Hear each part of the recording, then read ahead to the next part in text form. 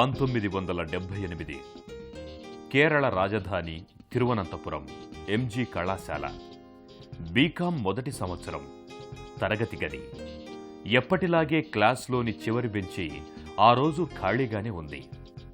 ఆ బెంచికి చెందిన మిత్ర బృందం క్రమం తప్పకుండా కాలేజీకి వచ్చిన అటెండెన్స్ మాత్రం క్యాంటీన్లోనే వేయించుకుంటారు. అక్కడ వాళ్ళు కాలానికి కలలతో వంతెన కడుతుంటారు. నిత్యం కథల మీద కూర్చుంటారు.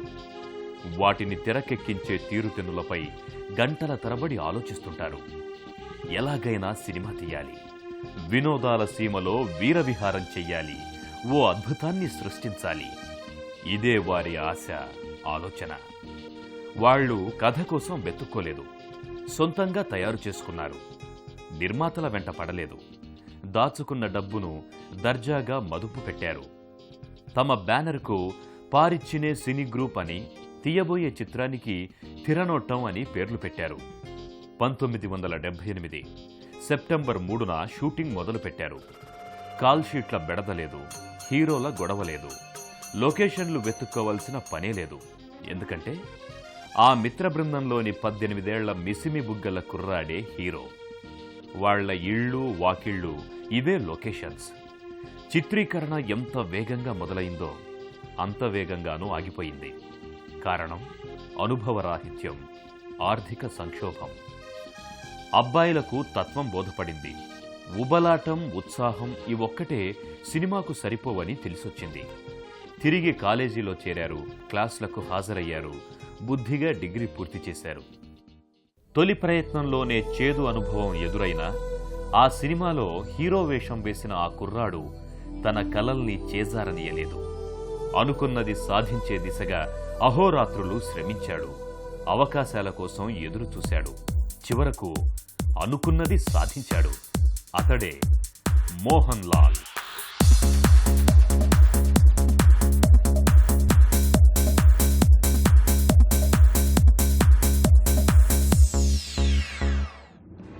మలయాళ సినిమాకు కొత్త నడకను నేర్పిన విలక్షణ నటుడు.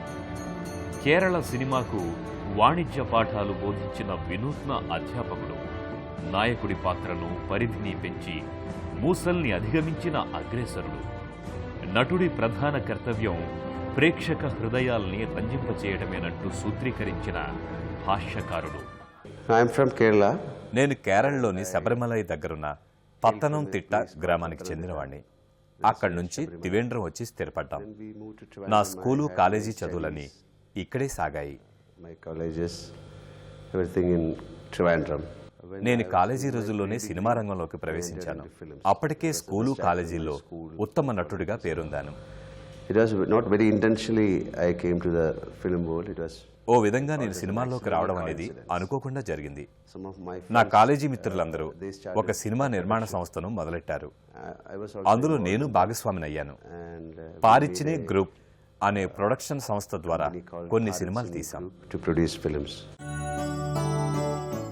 వెండి తెరపై సహజ నటుడు మోహన్ లాల్ 1960 మే 21వ తేదీన కేరళలోని పత్తనంతిట్టలో జన్మించారు. తల్లి శాంతకుమారి, తండ్రి విశ్వనాథన్ నాయర్. మోహన్ లాల్ తిరువనంతపురంలోని ఎంజీ కళాశాల నుంచి బీకాం పూర్తి చేశారు.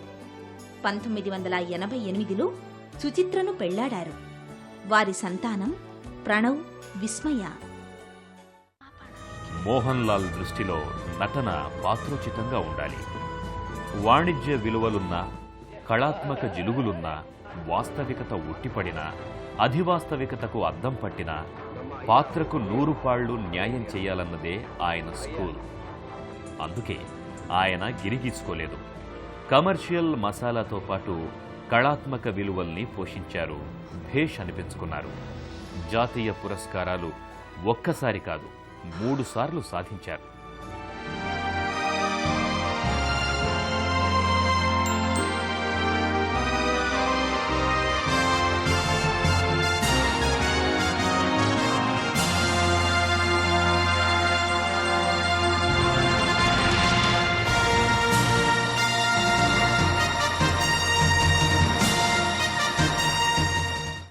(1980లో తిరువనంతపురంలో ఫాజిల్ దర్శకత్వంలో మణ్యుల్ విరణ్య పూకళ్ చిత్రంలో ప్రతినాయకుడి పాత్రతో లాల్ నట జీవితం ఆరంభమైంది. 6 ఏళ్ల పాటు ఎక్కువగా ప్రతినాయకుడి పాత్రలే ఆయన్ను వరించాయి. మధ్య మధ్యలో క్యారెక్టర్ ఆర్టిస్టుగా ప్రతిభను రుజువు చేసుకునే అవకాశాలు వచ్చాయి. అప్పుడే మలయాళీ నట దిగ్గజం మమ్ముట్టితో మోహన్ లాల్ చాలా చిత్రాల్లో నటించారు. అయినా అతనికి సరైన బ్రేక్ రాలేదు. 1986 ఆ ఏడాది విడుదలైన రాజా విందే మకంతో మోహన్ లాల్ నట జీవితంలో కొత్త శకం ఆరంభమైంది. ఆ చిత్రం అతనికి సరికొత్త ఇమేజ్ను తెచ్చిపెట్టింది. ప్రేక్షకులు అతని నటనలోని కొత్త కోణాన్ని చూశారు. హీరో లక్షణాల్ని గుర్తించి ఔరా అని ఆశ్చర్యపోయారు. అది మొదలు 2 దశాబ్దాలుగా మలయాళ సీమలో మోహన్ లాల్ హవా కొనసాగుతోంది. ఆయన డాన్సుల్లోనూ ఫైట్లలోనూ ఒక కొత్త పంథాను అనుసరించారు. లాల్ శరీరం లావుగా ఉన్నా నాట్య సన్నివేశాల్లో జాజితీగలా సాగిపోతుంది. పోరాట సన్నివేశాల్లో గాలి కొట్టిన బంతిలా తేలిపోతుంది.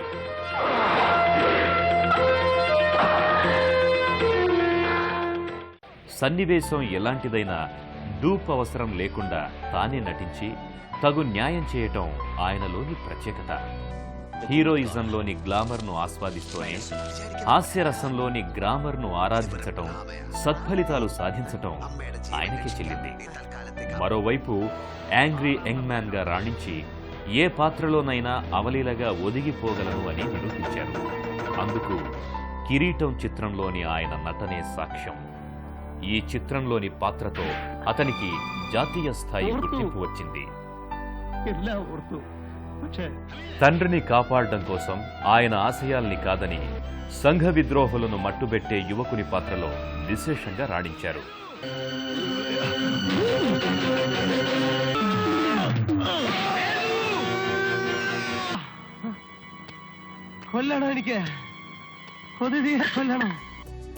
నాయకుడి పాత్ర ఎప్పుడూ ఉన్నతంగా ఉదాత్తంగా ఉండాలని, కథలు కథనంలో అతనిదే పైచేయి కావాలని లాల్ భావించలేదు. హీరోగా కీలక పాత్ర ధరిస్తూనే పూర్తి స్థాయి హాస్యాన్ని ఆయన పండించారు. మోహన్ లాల్ ఆల్రౌండర్. ఏ పాత్రనైనా అవలీలగా అలవోకగా పండించగలడు అంటూ విమర్శకుల ప్రశంసలు అందుకున్నారు. എന്താ ഇങ്ങനെ മിഴിച്ചു നോക്കണേ? അയ്യേ പേടിക്കണ്ട, ഞാൻ ആ ടൈപ്പൊന്നുമല്ല. ഞാനൊരു നൈഷ്ഠിക ബ്രഹ്മചാരിയാണ്, അറിയാലോ. അതിനൊരു കളങ്കം വരുത്തില്ല. ആഞ്ജലേയൻ സത്യം. പിന്നെ കുട്ടി ഒരു പണയപ്പണ്ടമാണെന്നുള്ള കാര്യം എന്റെ അച്ഛനും അമ്മയ്ക്കും അറിയില്ലല്ലോ.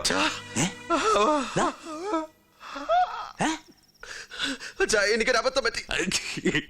ആദ്യമായിട്ടാണ് ഇങ്ങനെയുള്ള ചില അബദ്ധങ്ങളൊക്കെ എല്ലാവർക്കും പറ്റും. അല്ല, ഞാൻ വിശദമായിട്ട് പറയാം. ఇమేజ్ చట్రంలో ఇమిడిపోని ఈ లక్షణమే తరువాయి కాలంలో అనేక మంది హీరోలకు స్ఫూర్తిని, ప్రేరణను అందించింది. మోహన్ లాల్ ఒరవడిలో కథానాయకులెందరో కామెడీ పాత్రల్ని పోషించారు. ఆలీ మూడన్ అని మా సహనటుడితో కలిసి ప్రియదర్శన్ అనే సినిమాలో నటిస్తున్నాను.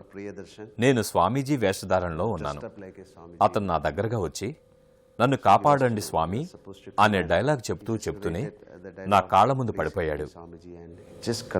అంతే, చనిపోయాడు. అది ఎన్నటికీ మర్చిపోలేని ఘటన. క్షణం ముందు నా చెంతకు వచ్చి నన్నేదో అర్థించి ఆ వెంటనే ఈ లోకం నుంచే నిష్క్రమించడం, ఇంకొన్ని సంఘటనలు నా జీవితంలో ఉన్నా ఇది మాత్రం నాపై చాలా గొప్ప ప్రభావం వేసింది. దీన్ని ఒక షాక్గా చెప్పలేను. ఈ సంఘటన మాత్రం నా జీవితాన్ని మార్చేసింది. ఎలాంటి పాత్రలోకైనా, ఎంతటి సంక్లిష్టమైన సన్నివేశంలోనైనా క్షణాల్లో ఒదిగిపోవడం లాల్కు వెన్నతో పెట్టిన విద్య.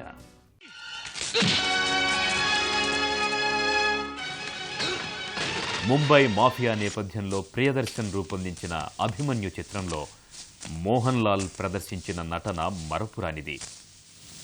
मेरा नाम हरि है, लोग मुझे हरि अन्ना कहते हैं. ये जगह काली कराने के हुकूमत का ऑर्डर है. मैंने सुना जो पुलिस ये लेके आया उसको तुमने मारा.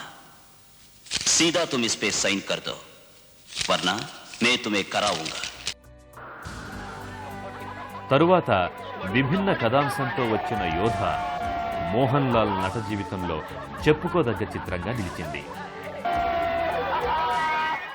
బౌద్ధ గురు పరంపరకు చెందిన ఓ బాలుణ్ణి దుష్టశక్తుల నుంచి కాపాడేందుకు తపన పడ్డ ఒక సాహస యువకుని జీవితానికి దృశ్యరూపమే ఈ చిత్రం.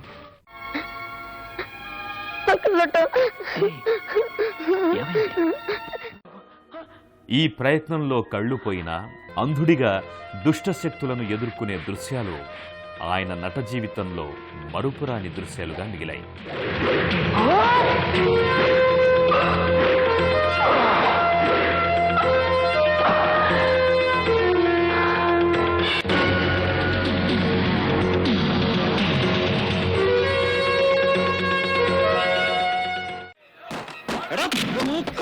మూస చిత్రాలకు భిన్నంగా వచ్చిన స్ఫటికం చిత్రం మోహన్ లాల్ని ఫక్త్ మాస్ హీరోగా మార్చేసింది.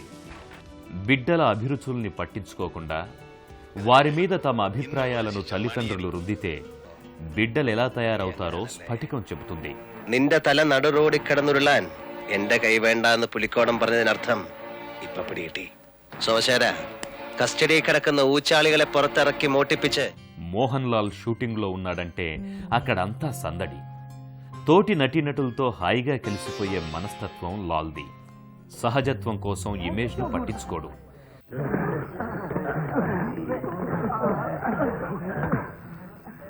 मैं गोवर्धन हूँ, मुकुंद हूँ। तुम मेरा नाम कैसे जानते हो? हमारी दोनों की एक ही सेल है। కాలాపాని చిత్రంలో అమ్రీష్ పురి కాలికి ఉన్న బూట్లను హీరో నాలుకతో శుభ్రం చేసే సన్నివేశం ఉంది. ఇమేజ్ ఉన్న హీరోలు అలాంటి సన్నివేశాల్లో నటించడానికి అంగీకరించరు. లాల్ ఆలోచించలేదు, ఎలాంటి అభ్యంతరాలు చెప్పలేదు. దాన్ని పాత్రోచిత నటనలో భాగంగానే భావించారు.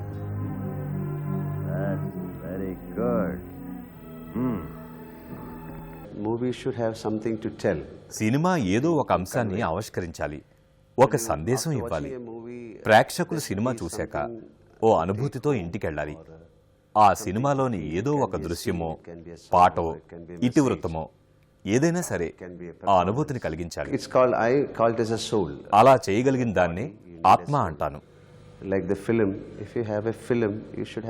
శరీరానికి ఒక ఆత్మ ఉన్నట్లే సినిమాలో కూడా దర్శకుడు ప్రేక్షకులకు చెప్పదలుచుకున్నది ఆత్మలాగా ఉండాలి. తీసిన సినిమాకు ఒక అర్థం, ఒక ప్రయోజనం ఉండాలి. అయితే కొన్ని సినిమాలు మాత్రమే ఇలాంటి అనుభూతిని కలిగిస్తాయి. మంచి కథాంశం ఉన్న సినిమా, ఒక సందేశాత్మక సినిమా మనల్ని ఆలోచింపజేస్తుంది, ప్రభావితం చేస్తుంది. తాను ఫలానా తరహా చిత్రాలకే పరిమితమని మోహన్ లాల్ ఏనాడూ భావించలేదు. నటుడు బోర్డు కట్టుకోకూడదని ఆయన అభిప్రాయం. తనలోని నటుణ్ణి వెలికి తీసే పాత్రలకు ఆయన పట్టం కట్టారు. వైవిధ్యభరితమైన కథ, అంతకు మించిన కథనంతో వచ్చిన గురు చిత్రం మోహన్ లాల్లోని గొప్ప నటుణ్ణి చూపింది.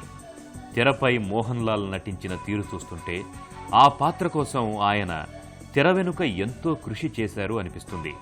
కానీ వాస్తవం దీనికి పూర్తిగా భిన్నం. రిహార్సల్స్ చేయటం, స్క్రిప్టును బట్టి పట్టడం, ఎక్కడికో వెళ్లి అధ్యయనం చేయటం, మూడ్ కోసం గంటల కొద్దీ నిరీక్షించటం ఇవేవి ఆయనకు తెలియవు. దర్శకుడి దగ్గర ఆయన విద్యార్థి. సీన్కి సంబంధించి ప్రతి అంశాన్ని ఆయన క్షుణ్ణంగా వింటారు, వింటూనే ఆకళింపు చేసుకుంటారు. అంతే. పాత్రలో ఒదిగిపోయి సహజత్వాన్ని ప్రతిబింబిస్తూ దృశ్యాన్ని పండిస్తారు. టైమింగ్ మోహన్ లాల్లోని గొప్ప అసెట్.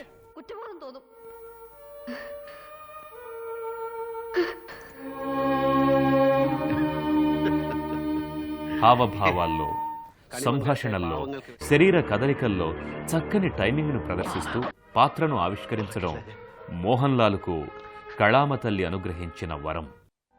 తాళవట్టం అనే చిత్రంలో మానసిక వికలాంగుడి పాత్రలో ఆయన నటనకు పెద్ద ఎత్తున ప్రశంసలు వెల్లువెత్తాయి. భరతం చిత్రంలో కర్ణాటక సంగీత కళాకారుడిగా నటించాల్సి వచ్చినప్పుడు ఆ పోకడలను ఆకళింపు చేసుకోవడానికి లాల్ ఎంతో శ్రమించారు. నెడుముడి వేణు లాంటి సీనియర్ నటుడితో పోటీ పడుతూ జాతీయ పురస్కారాన్ని అందుకున్నారాయన.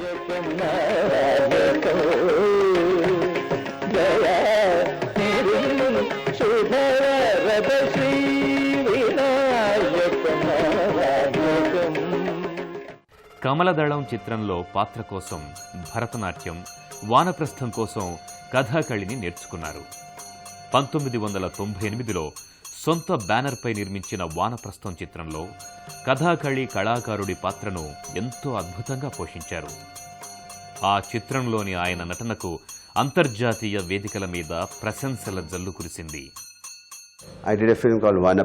వానప్రస్థం సినిమాలో కథాకళి నృత్యం చేశాను. అదంత సులభమైనదేం కాదు. దాదాపు 25 ఏళ్లు కృషి చేస్తే గానీ సాధ్యమయ్యే నృత్యం కాదు.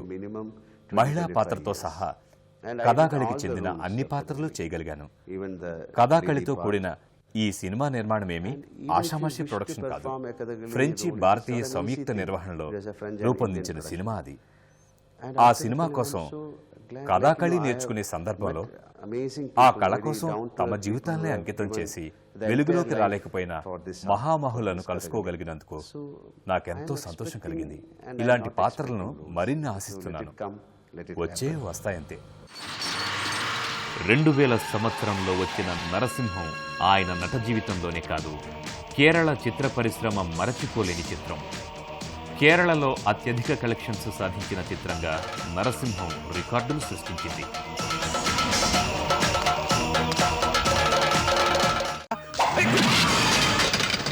അങ്ങനെ ചെയ്യാൻ പറയണം, അല്ലെങ്കിൽ ഞാനങ്ങ് വരും മണപ്പള്ളിക്ക്.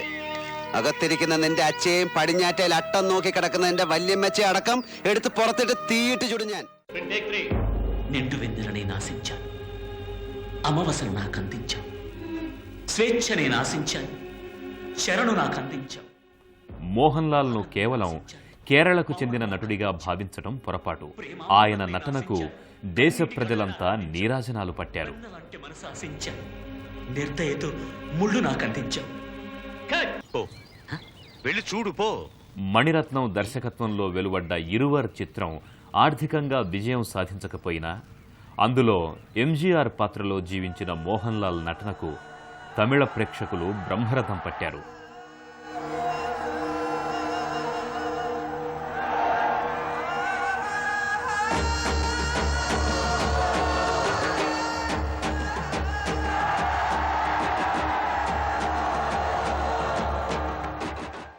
రామ్ గోపాల్ వర్మ నిర్మించిన హిందీ చిత్రం కంపెనీలో మోహన్ లాల్ శ్రీనివాసన్ అనే పోలీస్ అధికారి పాత్రను అద్భుతంగా పోషించారు.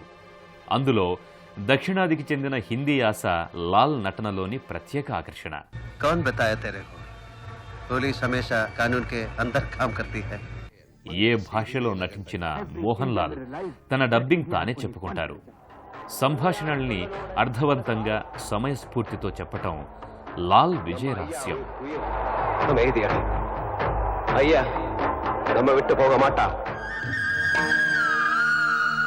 శశివదనే శశివదనే స్వరనీలాంబరి నీవా అందెల వన్నెల వైఖరితో నీ మది తెలుపగరావా అచ్చొచ్చేటి వెన్నెలలో విత్సందాలు నవ్వగనే గుచ్చెత్తేటి కులుకు సిరి నీదా అచ్చొచ్చేటి వెన్నెలలో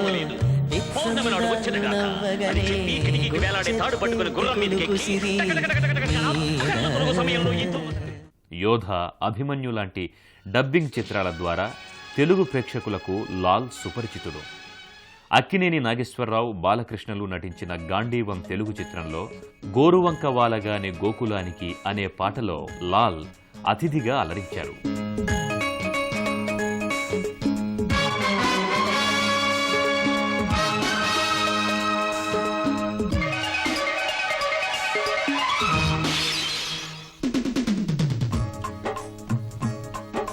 గోరువంకవాలగాని గోపురానికి స్వరాల గడగడ గంటలే మోగనేలా గోపబాలుడొచ్చినాక గోకులానికి పెదాల గిలగిల పువ్వులే పుట్టలేదా బాలకృష్ణుడొచ్చినప్పుడే వయ్యారి నందనాలు నాట్యమాడగా వారసుండి చూసినప్పుడే వరాల వాంఛలన్నీ పల్లవించగా నందుడింట చిందులేసే అందమైన బాలుడే తనవాడై. తమిళంలో భారీ విజయం సాధించిన ముత్తు, చంద్రముఖి లాంటి రజనీకాంత్ చిత్రాలకు మాతృకలు మోహన్ లాల్ నటించిన మలయాళ చిత్రాలే. తెలుగులో వచ్చిన అల్లుడుగారు, వజ్రం, నిర్ణయం, చంద్రలేఖ, అధిపతి వంటి చిత్రాలన్నీ మొదట మలయాళంలో మోహన్ లాల్ నటించినవే. సూపర్ స్టార్, నటరత్న, ప్రిన్స్ ఆఫ్ కేరళ లాంటి బిరుదులతో అభిమానులు ఎవరెస్ట్ మీద నిలబెట్టిన ఎదలోయల్లో ఒదిగి ఉండే నైజం ఆయన సొంతం. నిరాడంబరం, నిగర్వం ఆయన ఆభరణాలు. ఎంత ఎత్తుకు ఎదిగినా ఒదిగి ఉండటం ఆయనలో నేటికీ కనిపించే లక్షణం. జయాపజయాల్ని సమదృష్టితో చూడటం, మానసిక సమతౌల్యాన్ని కాపాడుకోవడం మోహన్ లాల్ వ్యక్తిత్వంలోని సమ్మోహనపరిచే లక్షణాలు. సినీ జీవితంలో ఎన్నో ఎత్తుపల్లాలని చూశారాయన. సూపర్ హిట్స్తో హోరెత్తించిన సందర్భాలు, వరుస ఫ్లాప్లతో కుదుపులకు గురైన సందర్భాలు ఉన్నాయి. ఇవన్నీ ఆటలో భాగాలు అంటూ తాత్వికంగా ఆలోచించి తేలిగ్గా కొట్టిపారేస్తారు. 2005 క్రిస్మస్ సందర్భంగా విడుదలైన మోహన్ లాల్ చిత్రం తన్మంత్ర సూపర్ హిట్ అయింది. మతి విభ్రమణానికి గురైన అల్జీమర్స్ వ్యాధిగ్రస్తుడిగా మోహన్ లాల్ అమోఘంగా నటించారు. సినీ నటుడిగా బిజీగా ఉంటున్నా మరోవైపు రంగస్థలంపై మమకారంతో కర్ణాభరం అనే సంస్కృత నాటకాన్ని దేశంలోని అనేక ప్రాంతాల్లో ప్రదర్శించారు.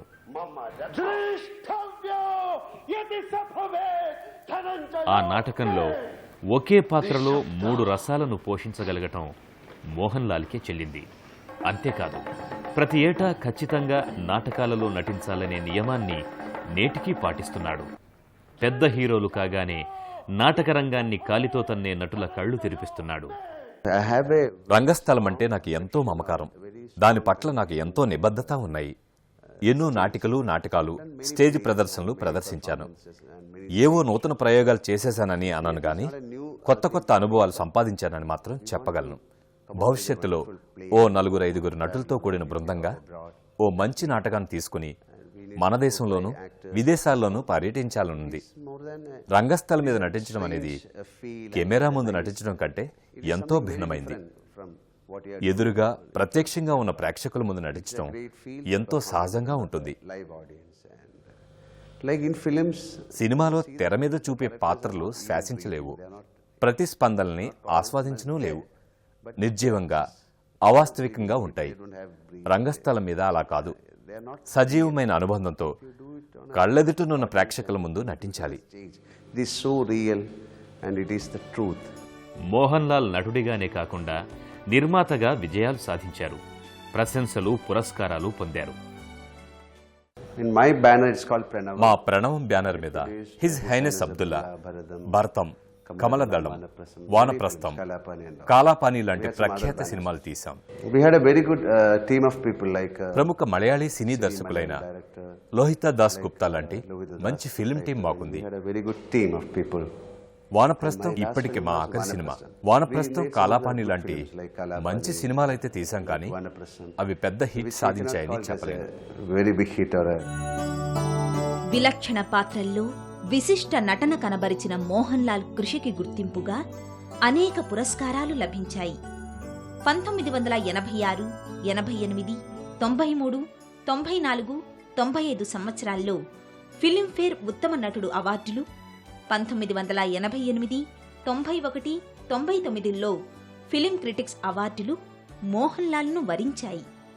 1986లో టిబి బాలగోపాలన్ ఎంఏ సినిమాకు, 1991లో ఉల్లదక్కం, కిలుక్కం, అభిమన్యు చిత్రాలకు, 1995లో కాలాపాని, స్ఫడిగం, 1999లో వానప్రస్థం సినిమాల్లో అత్యుత్తమ నటనకు గాను రాష్ట్ర ప్రభుత్వం నుంచి ఉత్తమ నటుడు పురస్కారాలు అందుకున్నారు. జాతీయ స్థాయిలో 1989లో కిరీడం చిత్రానికి స్పెషల్ జ్యూరీ అవార్డును గెలుచుకున్నారు. 1991లో భరతం, 1999లో వానప్రస్థం సినిమాలకు గాను 2 సార్లు జాతీయ స్థాయిలో ఉత్తమ నటుడుగా అవార్డులు సాధించారు. 1999లో వానప్రస్థం సినిమాకు గాను జాతీయ స్థాయి ఉత్తమ నిర్మాత అవార్డు కూడా ఆయనకే దక్కింది. అదే ఏడాది ప్రేమ్ నజీర్ అవార్డు, 2000 సంవత్సరంలో నరసింహం, లైఫ్ ఈజ్ బ్యూటిఫుల్ చిత్రాల్లో ప్రశంసనీయ నటనకు గాను నేషనల్ ఫిలిం అకాడమీ పురస్కారం పొందారు. 2001లో భారత ప్రభుత్వం పద్మశ్రీ అవార్డుతో మోహన్ లాల్ను గౌరవించింది. 2003లో కంపెనీ సినిమాలో నటనకు గాను international Indian film academy award లభించింది. తన్మాత్ర చిత్రంలో మోహన్ లాల్ నటించి మెప్పించిన రమేష్ నాయర్ పాత్రకు గాను కేరళ రాష్ట్ర ప్రభుత్వం ఉత్తమ నటుడు పురస్కారాన్ని ప్రకటించింది. గత 25 ఏళ్లుగా తనను ఇంతగా ఆదరించిన మలయాళీలకు విపత్కర పరిస్థితులు ఎదురైన ప్రతిసారి వారికి నేనున్నాను అంటూ మోహన్ లాల్ ఆప్తహస్తం అందించారు. తనకు జీవితంలో చేదోడు వాదోడుగా నిలిచిన సన్నిహితులను ఎన్నో సందర్భాల్లో ఆదుకున్నారు. ఏది చేసినా పబ్లిసిటీకి దూరంగా చేయటం ఆయన నైజం. విత్తు నాటకముందే ఫలాన్ని ఆశించే దృక్పథానికి ఆయన వ్యతిరేకం. ఫలితం ఎలా ఉన్నా పరిశ్రమించడం మీదే ఆయన దృష్టి. గీతాసారమైన నిష్కామ కర్మకు మోహన్ లాల్ నిలువెత్తు చిరునామా. పేరు ప్రతిష్టల్ని తెచ్చిపెట్టే పాత్రల కోసం ఎప్పుడూ పాకులాడలేదు. We call it as life is so beautiful, you make it extraordinary. జీవితం అతి సుందరమైందని, అసాధారణమైందని అంటాం కదా. మన వైఖరులను అనుసరించి మనలోని భావాలకు అనుగుణంగా మన ప్రవర్తనల ద్వారా అంతకు అంతా మనం చేసే కృషి ఫలితంగా జీవితాన్ని అలా అద్భుతమైనదిగా మలుచుకోవచ్చు. మనందరికీ జీవితం వడ్డించిన విస్తర లాంటిది. కానీ అలా ఉండాలంటే ఓ మంచి మానవుల్లా మిమ్మల్ని మీరే మీ తెలివితేటలతో రూపొందించుకోగలుగుతారు. హీరో అంటే గ్లామరస్ బాయ్, హీరోయిన్ల కలల రాకుమారుడు లాంటి పడికట్టిన భావజాలాన్ని లాల్ తూర్పారబట్టారు. సినీ పరిభాషలో సైడ్ క్యారెక్టర్లను, హాస్య పాత్రలను తనదైన శైలిలో పోషించి కొత్త ఒరవడిని సృష్టించారు. నట జీవితాన్ని ఎంచుకునే వారికి రామరావణ పాత్రలు రెండూ సమానమేనన్న సత్యాన్ని చాటి చెప్పి ఏ పాత్రకైనా సై అనే స్ఫూర్తిని అన్ని తరాల్లో నింపిన సమదర్శి మోహన్ లాల్ విశ్వనాథన్ నాయర్.